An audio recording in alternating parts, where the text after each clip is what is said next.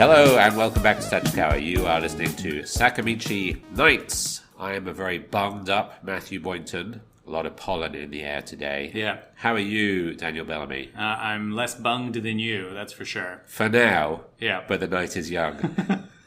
How's your week been this week? It's been great. As some people may know, it's my birthday on Tuesday. Happy birthday. Hey, thanks, man. And like the craven capitalist that I am, I used it to our advantage by posting about it on our social media and encouraging people to come in and drink beer in our shop. And it worked a treat. That's fantastic.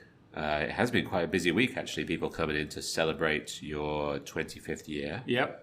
I mean, last week it was the Emperor's birthday, and everybody was partying for that. And this week, my birthday, so I assume the Emperor of Sakamichi. Celebrations all across Japan for that. Absolutely. It's been a big couple of weeks, hasn't it? There was a lot going on. There were a lot of people coming in over the course of the time. Tuesday and Wednesday were both pretty busy days. Yesterday was so busy we didn't even record the podcast. And you know how driven and dedicated we are to doing this thing every Wednesday. So that tells you how busy it was. But people were buying me beers. And I don't like to drink early, and I don't like to drink a lot when working. But it was kind of hard to refuse because a lot of people had come in specifically like with the intention of buying me a beer. Okay. I had a few beers. Let's say I got a little looser than normal in here. I may have said some kind of embarrassing things, but that got me thinking like, one of the most embarrassing things that I did in here, and I'm sure you'll have more, so maybe just don't bring them up because we don't need a whole list. But it got me thinking about an embarrassing moment that I had in here a while back. And I was wondering, I was going to ask you first off, like, can you think of any embarrassing things that you have done while working here? No. No, not really. Nothing springs to mind. No, not really. You're a paragon of virtue and decorum. No, I'm just totally shameless. All right. Man, that's better. That's way better than my approach, which is to feel guilty about everything. I did set off that hot volcano whilst everyone was watching through the window. That was pretty good. I don't think that's really embarrassing. No, I knew there was a non-zero fun. chance of that happening, and it did happen. So And you handled it. it was handled in the end, even though my pockets were full of hops after we got done. A pocket full of hops, every brewer's dream. Absolutely. One time I was in here, and sometimes, you know this happens, sometimes people go to give you change or you go to give them back change and they don't reach across the bar. They keep their hands kind of near themselves. Right. So you have to reach all the way across. They're T-Rexing it. Yeah, they're T-Rexing it and expecting you to reach all the way over, which, hey, it's fine. You know, I don't think people are doing it as any kind of power play. But this had happened to me a couple times that night. And so this guy came up, and after these events had happened, and I was kind of used to people T-Rexing me, and he paid for the beer. He gave me a bill, and then I made the change, and I noticed that he was holding his hands quite close to his chest, but like one hand was kind of looked like he was holding it out for some change, but in kind of a weird way. Okay. And I was like, oh, well, this is all kinds of strange. He kind of said something as I rang it up, but it didn't really register to me. So I pulled the 120 yen out, the coins, whatever it was, and he had his hands in this kind of weird position near his chest. And I reached over and just kind of like gently tucked the coins into his hand. Okay. And we had a little moment. And then he kind of went like, oh, okay. And he moved his hands, and I realized that he was in the process of getting coins out of his coin purse, which I hadn't noticed. So what he had said was, hang on, I'm going to get some coins. And I just kind of carried on, like, coins? Whatever. Yeah, and I just kind of like, I don't know, gently and tucked them into his hand for him there. And I felt super embarrassed about that. That is pretty good. Yeah. Well, I'm glad to see that your most embarrassing moment in here was tenderly touching the hands of another man. That's pretty mild, I think, as embarrassing moments Pretty mild, go. sure. Yeah. It took me back when I was delivering pizzas many years ago as a young man. Similar situation, but different, I guess. I knocked on the door of some apartment, and I swear I thought I heard the guys say, come on in, but they might have said something that sounded like come on in, but it was just a minute or something like that. And I opened the door and came in. And these three dudes were there. They were like, oh, pizza guy's coming in the house. That was like, oh God, I'm so sorry. That was also pretty embarrassing. And for some reason, I feel like the coin incident, the gently depositing coins in a customer's hands reminded me of that, where I misread a situation and made it weird for everybody. Story of my life. I disagree with that. I think that you move through life with an ease that belies your youth. But these kind of things happen to everybody every now and again, especially when you are dealing with as many customers as we are day on day. And it's been busy recently, right? So there are a lot of customer interactions that we have day on day. Yeah. And slight misunderstandings can happen from time to time. I think the thing is to just not get flustered, right? And say, oh, I'm sorry, I didn't realize you were doing that. Or sorry about that. That was a bit weird, wasn't it? Right, yeah. Yeah, that's my general approach. We have 2 regular customers who come in here who are Japanese, but who both speak English very fluently. And I was walking out of here up the street towards the station the other day, listening to something on my Bluetooth headphones. And I noticed that one of them was walking towards me the other way. And I caught her eye just right as I also answered a phone call on my Bluetooth headphones. So I have the headphones in, the mask on, and I said, "Hi there, how's it going?" to whoever I was answering the phone to, and she was like, oh, hi, nice to see you. And I had to kind of gesture to the fact that, no, I am, how do you say this with a gesture? I am also pleased to see you, but I wasn't actually talking to you in this situation. So, what was that gesture? That really translates. Oh, yeah, that absolutely, yeah. That's definitely it. If you kind of go like that, then I think that says everything. It says everything that I wanted to say. Really does. But I refuse to be embarrassed by things like that. We all think it's just a hilarious anecdote later on. Okay, great. We're not just here to talk about embarrassing moments from our lives, though, are we? That's not the only point of this podcast. We also like to drink beer on this podcast. We do. And to review beer. Oh, my God. I'm bringing this bit back. Yeah, great. Should I take it from here? Yes. Man, I'm rusty, huh? Oh, Matthew, we're not here to review beer. No. You fool. You Why silly is that? Goose. How embarrassing for you. That is very embarrassing. Allow me to make a gesture. To, on this show, we celebrate beer. Yes. Why is that? Why do we celebrate rather than review the beer? Everything we drink on this show, we're serving it in our taps, or we have cans of it in our fridge. We don't serve bad beer in here. So if we're drinking it on the show, that means we're serving it here. That means you know it's good already. We don't need to review it. It is good. We're going to get into the nitty-gritty. Excellent. An excellent summation of the concept of this podcast. Not as rusty as I thought. We're almost getting there, 90-something episodes in. What is the beer that we're going to be drinking and celebrating first off today?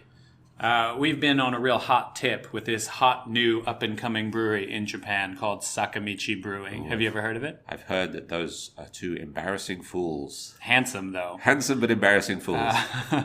Yeah, so it's another new one from us. It is Midnight Sun. It went on tap today. Exciting. Midnight Sun is a hoppy pseudo-pils, a HoppyPP, as I just realized today, which is very exciting. So happy HoppyPP to everybody. So it's hoppy. It's hoppier than a regular Pilsner would be. Normal Pilsners don't have a lot of hop character, but this one does. And we call it a pseudo-Pilsner because it doesn't actually use lager yeast. This one used a Kvake yeast, which we're quite fond of using here. We also use it in our Shibasaki session. So it's not actually a lager, not actually a Pilsner because it doesn't use lager yeast. I'm making a gesture here again as I'm explaining this. But it is lager-like in character. So we call it a pseudo-pils. Used German Pilsner malt and 100% American Noble Citra hops, as well as this Norwegian Kvake yeast. So that combination of sort of it being winter in Norway and dark all the time, but also having a sunny Citra-like character to it, brought out the name Sunshine, Midnight Sun, which we arrived on embarrassingly late in the process, I think. Shortly after I had kegged the beer, we decided what the name was actually going to be. I mean, it was in time. Yes, just about in time. Yeah. Anyway, I've been looking forward to this one, so why don't we dive into it?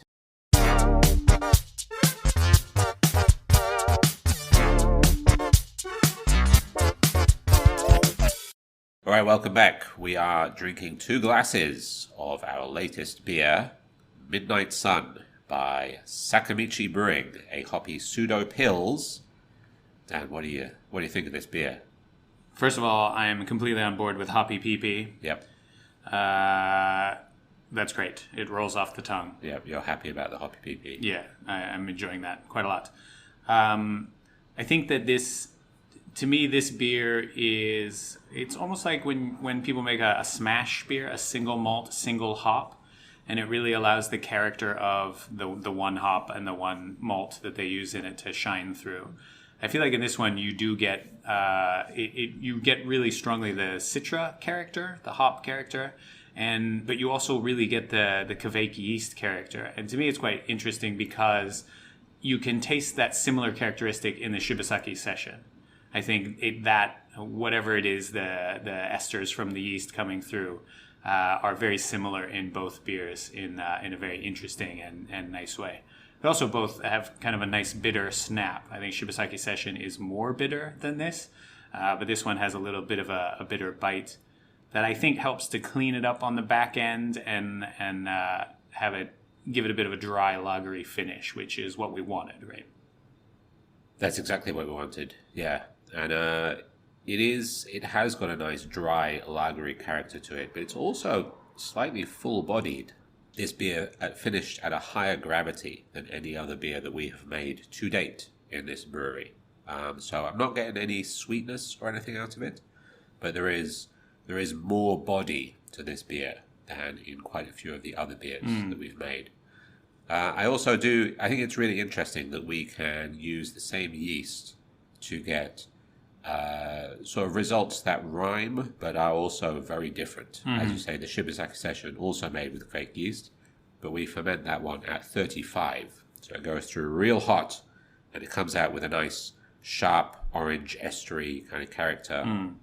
This one we did low and slow, so I think it was 22 degrees we fermented at, which is right at the bottom end of what Kveik can do. And so it took a lot longer to chew through the fermentation. And it has a much drier, crispier mouthfeel to it. I think almost lager-like, which is why we call it a HoppyPP. And the fermenting at a lower temperature for a longer period of time, is that lagering in its entirety? Or that's the basic premise, right? That's how lager yeasts work. Lager yeasts are active at lower temperatures. So your typical ale yeast would ferment at about 20 degrees Celsius, whereas a typical lager yeast would ferment at 15, or even slightly lower than that. That's the temperature that they prefer. And so because the temperature is lower, lager yeasts move slower and tend to take longer to move through it. But lagering just refers to kind of holding the beer at a low temperature in a lagering tank for a long period of time to allow everything to settle out of it and to get a really nice clear beer at the end. Right. I think lager just means store in German. Okay. Right? Or in some dialect of German. Again, take everything I say on this podcast with a real pinch of salt, because I could be completely imagining that. You say it with such confidence, though. Yeah. That's the trouble. I have quite a good memory, but I also have quite a good imagination, and I can never be sure which one it is. Sometimes I'm saying it with confidence because I am also fooling myself. Right? I have managed to convince myself of something that I have entirely imagined. Now, every time we drink beer on the podcast, we also like to try to pair it with something. So I'm going to spin this wheel of pairings, but of course we can't have the 2 most recent pairings, which were, of course, TV and movies and music. All right, so what's it going to be for the HoppyPP? Number 6, activity. Oh, yeah. Everybody's favorite. What would you like to be doing as you are drinking a glass of Midnight Sun? I know what you're thinking I'm going to say, and I'm not going to say that. I'm going to say something that I have never done before. Okay. But that I think would be really great and a really great setting to drink this beer in. Tantalizing. I quite like summer nights. When it's like in the daytime, it's hot and the sun is beating down, and it's in some cases kind of unpleasant, right? In Ohio, for example, the days can get quite hot, but it cools down a lot in the evening. Right. So as the hot air balloons come down to roost. Right. Yeah. So it's really pleasant to be outside in the evening once the sun goes down. So I think that it would be really great with this beer titled Midnight Sun on a summer night when it's dark out to go night tubing. Right. How does, well, apart from the obvious, how do you think night tubing, that famous Bee Gees song, how do you think night tubing differs from day tubing? What do you think some of the key differences are going to be? Have you ever been to Laser Bowl? No. I understand the concept. It's like bowling under black lights, basically. Right, yes. Kind of little light machines and things like that. It's bowling, but more extreme and exciting. That's right, yeah. I think it would be kind of like that, but without the black lights. Okay. It would be the moon, nature's black light. Nature's black light, the moon. Are you going to have to change your mode of dress? I don't think so. It's still warm, I think. No, it's still hot enough. You're going to be okay. You just, I feel like it would be, I'm thinking about this now. You might take a stick to the eye because like there's trees that overhang the river. Right. You might not see them, right? In the daytime, you can see them and kind of paddle around and stuff. I'm also wondering what the mosquito situation is like in Wadsworth. Well, I mean, like anywhere in rural Ohio, it's bad on the river at night. But during the day as well. I don't think you're getting away from that no matter what time of day you're tubing. Right. Anyway, Midnight Sun tubing, that's my answer. Final answer. Sounds pretty exciting. That's a summer activity. I'm going to go with a winter activity. Saw some photos over the last week. Some really spectacular Aurora Borealis shows across the whole of Northern Europe. I think all of Britain got a pretty good show. Have you ever seen the Northern Lights? I have not. Have you? I have, yes, a few times. Growing up in the north of Scotland, we got one really spectacular show one year where the whole sky was lit up, kind of orange and purple and green. It was really incredible. So perhaps some kind of mountain lodge at the top of a hill or near a fjord in Norway. We've just got out the sauna. We're going back to inside the lodge. We've all got glasses in hand. HoppyPPs. We've all got our HoppyPPs in our hands. And above us, Nature's Light Show, Nature's Laser Show. So this is actually quite a similar answer to yours. Aurora Borealis, the Northern Lights. Yeah. Sometimes they even make a sound, apparently. I've never heard that, but I've heard it reported that they do create a sound sometimes. Lots of ions whipping around just in screaming. The upper atmosphere. Absolutely. It's like being at a techno concert. So yeah, I think that would be a really spectacular way to enjoy this beer. Yeah. Good choices this week. Now, as you mentioned earlier, a very special occasion this week. It was your birthday. Yep. Happy birthday again. Thank you. And I actually brought in a beer for us to drink together. Oh my. What would you say to me cracking open that bottle and us doing a secondary review on this podcast? A review, though? A secondary celebration on this podcast. Would you be into that? That sounds great. All right, let's get into it.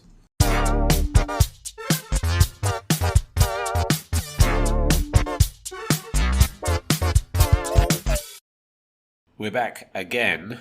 We've gone from something that is a very straightforward beer.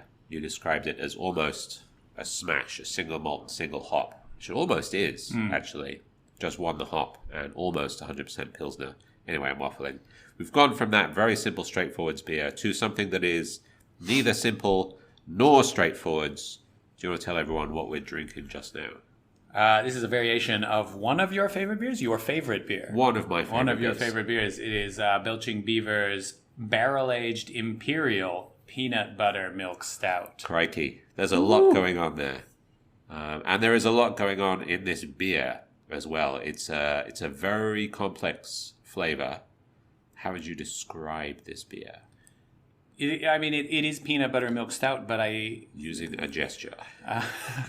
That one is very rich, as you well know, and I feel like possibly the higher alcohol content, or maybe the barrel aging in this, have mellowed that richness for me a bit. Like it's still very rich, but the regular peanut butter milk stout is rich in kind of a sweet way, and this one is rich in like a depth of character kind of way. Yeah. It's mellowed some aspects of it and enriched some other aspects of it. Still get a lot of peanut on the nose. Sure. Get a lot of peanut on my nose here, despite the bunged upness. But it's got a very rich, dark, roasty, chocolatey flavor. I'm getting. It tastes like a really nicely cooked kind of peanut butter chocolate gâteau. Yeah, I think. So what could be more appropriate for a birthday beer than a peanut butter chocolate gâteau? Indeed. That actually sounds amazing. Yes. This it's not too barrely as well for you. You Yes. don't like too much barreliness, and it's quite subdued in this one. I think it blends in really nicely. Yes, you're absolutely right. I was worried before this beer arrived, because as you say, I do really like peanut butter milk stout. I was worried they were just going to ruin that beer that I really enjoyed by making it taste like whiskey, which I do not like. But the barrel-aged character, I mean, you can tell that this has been aged, but I'm not picking up any bourbon or whiskey or any strong barrel character from it, right? It's definitely rich and deep, but I don't get any harsh alcoholic notes from it. I think if you hold it in your mouth a little bit, then you can, once you swallow it, you get a little bit of kind of alcoholic fumes to it. I bet you say this to all the girls. Anyway, I do want to point out that on the side of the label here, it says, it took us 10 years to put our decadent peanut butter milk stout in barrels, and we're damn thrilled we did. They should work harder. And the spelling of damn is D-A-M. There we go. So they spelled damn wrong. Yeah, that was my first thought. And then I was like, it's all in capitals. What is going on here? And I went, oh, it's a beaver pun. Damn good times, I believe. Right. I didn't even know that's their company slogan, right. Isn't it? Why do we try and pair this beer as well? We'll do a double pairing this week. Exciting news for all you Sakamichi heads out there, and a nightmare for whoever has to keep up the Sakamichi Nights wiki, I'm sure. This is going to be a real problem for them. Anyway, let's roll the dice and see what we're pairing this beer with. Number 5, location. All right, that's an interesting roll of the dice. What's it going to be? Yeah, I'm struggling on this one. Aside from obvious stuff like this is winter camping campsite beer, but that's too easy. I feel like we've been there too much. Have you ever been inside a beaver dam? Have you? Is this another Northern Scotland thing? I have not. But I imagine it's probably quite cozy in there. Mm-hmm. You know, you're in there with all your little beaver buddies. You have to swim under the water to get in there, right? So you wouldn't be able to open the bottle until you'd swum under the water to get into... Does the name have a specific name? Is it just a dam? Or is it called a set or something? I have no idea. I'm not sure. But yeah, I would like to drink this inside the home of some beavers. Like a Disney version of one, though. No, like the real one. Like actually, you just show up in there with this bottle. Yeah. What's up, dudes? Hey, how's it going, guys? Give him that gesture that means I come in peace to beavers. This gesture. Yeah, that's the one. And I'm sure they'd be alarmed at first, but once I pop the lid off this beer, they'd probably all get into it. I think we'd have a nice little drink together. All right, that sounds pretty good. How about you? I would like to drink this on Christmas in the early afternoon. Okay. That's an interesting interpretation of location. But I guess time is the fourth dimension. Right? Yeah, no, you're right about that. Sorry. Specifically, I was thinking about Christmas at my mom's house. Okay. But at that time and that place. Because you have Christmas morning and everybody's feeling good. You make some coffee, you open some presents, you do whatever. You know, there's probably some kids there of some generation running around. And then, I don't know about all families. Certainly plenty of families get started on the alcohol in the morning. But we're generally coffee in the morning and then sometime around lunch or a little in the afternoon. Your patient starts to wear a little thin. There's a lot of noise. There's a lot of stuff going on. I'm old now, So I feel like right then you got a fire going in the fireplace. There's snow outside. This would be a really great beer to crack open at that point and share with the other cool people there. Right. And kind of take the edge off things Some a of those little kids, bit. Yeah, the kids, right? Slow them down a little. Yeah, I think you're absolutely right that this would really suit that situation, not least because this is almost the very definition of a sharing beer, isn't it? It is very rich, and despite the sweetness having mellowed a bit in the barrel, it is also sweet. And this isn't a huge bottle, but I don't think I would be able to drink the whole thing by myself. That would be a little bit too much. But yeah, a really great one to share, to sit in front of the fire, roast some more peanuts, get some more peanuts on the nose, get even a HoppyPP going, you know. As is traditional on Christmas. This is also one of those beers I feel like, I'm sorry, I stepped on your toes. Go ahead. No, that was it. You're transitioning, getting away from the HoppyPP on Christmas. I am putting that back in the box. This is also one of those beers that you can share with people who are not beer drinkers. Right. And they will be surprised that this is called beer, right? They will enjoy it. And I have found oftentimes with friends who don't drink beer, but drink other things, there's spirits and wine and stuff like that, giving them like a barley wine or something like that really surprises them and expands their idea of what beer can be and what it can taste like. And I feel like this is a beer you could give to some kind of like non-beer drinking curmudgeon and have them be very interested to find out that, this is actually a beer. Yeah, I agree with that completely. The beer Scrooge in your life would really enjoy this. Yeah. And I've seen that in here when we've had just regular peanut butter milk stout on tap. People who may not have a lot of craft beer experience will order one of those and be shocked and amazed and wonderfully surprised, saying, wait, this is a beer? Beer can taste like this? This tastes like a cookie. Which is really fun and great to see. Yeah. Also great to see them then follow it up with a sour or a gosé, right? To really get the full breadth of experience in there. Quite the picture. That sounds very nice. The tradition in our house was usually to start the day with some scrambled eggs and some gin and tonics. Okay. So things would be getting pretty wet by lunchtime, I'm sure. This was, of course, pre-children. Now, why don't we wrap things up this week by taking a couple of steps back to a question that we received a couple of weeks ago from one of our regular listeners, Aizu Yabanjin. Thank you very much for writing in. He wanted to ask us about hazy IPAs. Are you ready for these questions? Yeah, you know me, full of research and knowledge. There are two of them. So why don't we answer the questions and then talk a little bit more broadly about hazy IPAs in general. I'll start by reading the questions. Number one, are hazy IPAs a relatively new invention?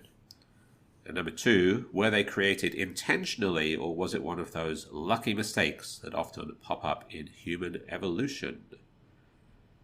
Should I just start now? Yeah. Everything I know about this? You could, yes, please go ahead.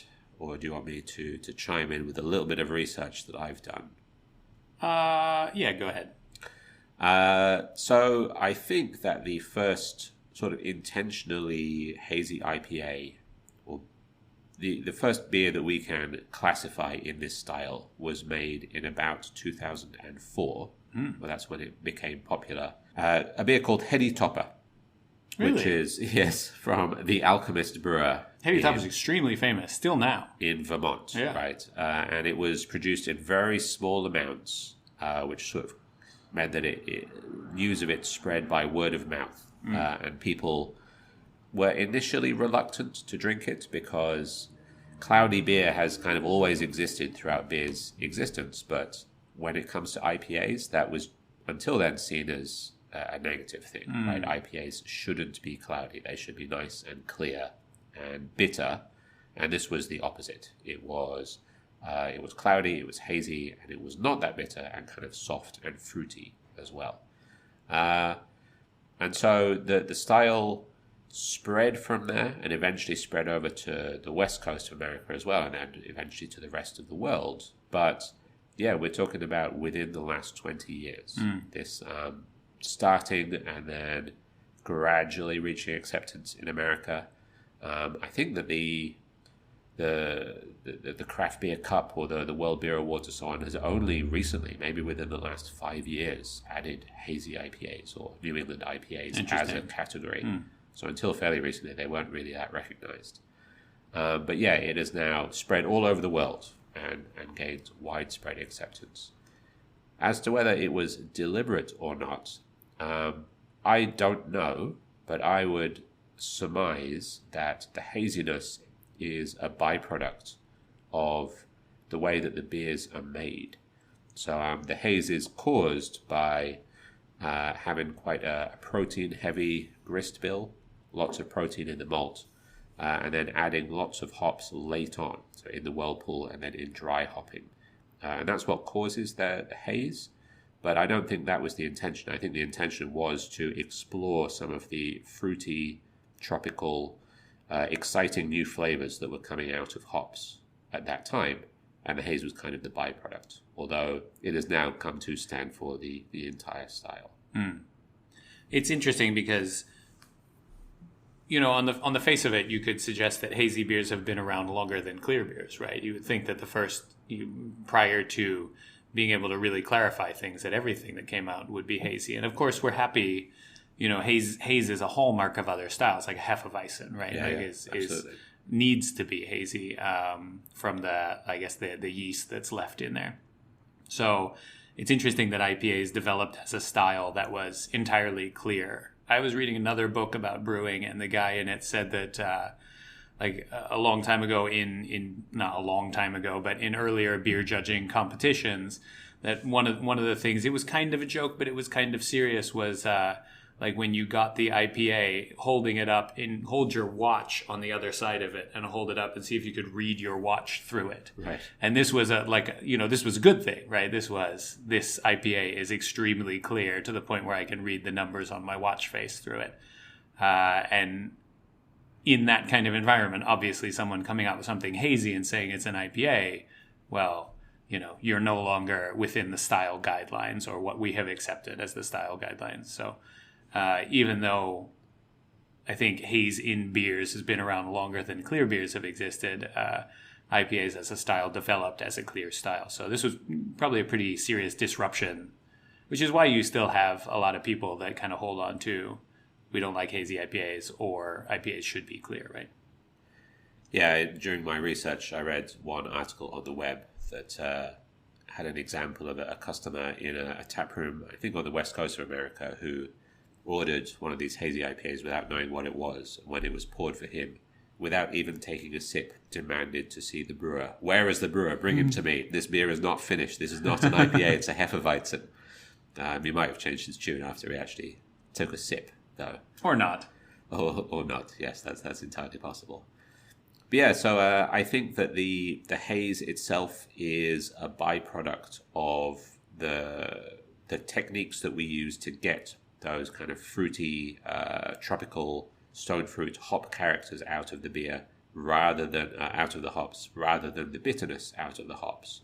But now it has come to be recognized as kind of the hallmark of the style, because it's such an easy visual metaphor for what this kind of beer is. We've gone from people only wanting clear IPAs and being upset or feel like a beer is unfinished when it's hazy, to now some people are very interested in that visual aspect of the beer. The hazier, the better, right? There are people that really like it when it's completely opaque, totally murky. It's a really interesting change, I think, to go from one extreme to the other, and a lot of young drinkers that are coming into craft beer now, that totally opaque haze is what they're after. Definitely. And I think we've said it before, but domestic hazy IPAs are by far the most popular style of beer that we serve in here. If we put a guest keg of a domestic hazy IPA on tap in here, it will last maybe 2 days, maybe a day. Yeah. That kind of stuff is really, really popular. And with good reason. It's really delicious beer, and it's a style that I definitely like. Speaking of beers that I like, do we have anything coming up in the fridge or on the taps that you think people should know about? The ever-popular Stone Enjoy By series, new edition is coming on Friday. That's Stone Enjoy By 420. That's I'm pretty sure they're all hazies. This one is, I'm mostly certain. I don't sound certain, man. What was it? Was it just last week that I was taking lessons from you? Let me tell you something. Let me tell you something about this beer. It's hazy. How was that? That was good. I think the let me tell you something is what let you down there. You should just state it with confidence without any kind of qualifiers. This is a hazy beer. This is a hazy beer, if I know anything about it. Great. You lost it a little bit at the end there. But no, saying it with confidence, I like that. Anyway, they're really popular. They're always really good. The whole point is that it's brewed and shipped over to Japan really quickly so that you can enjoy it as fresh as possible. Always really popular. So if you want to get one of those cans, don't hang around. They'll be showing up today, I guess, if we're releasing this on Friday, a day later than usual. So yeah, don't sleep on that one. That is about all we have time for this week. Thank you very much for listening. Thank you for writing in with your question. I can imagine we always love to receive questions from listeners. Stay safe, everyone, and we will see you again next time. Thanks for listening, everybody.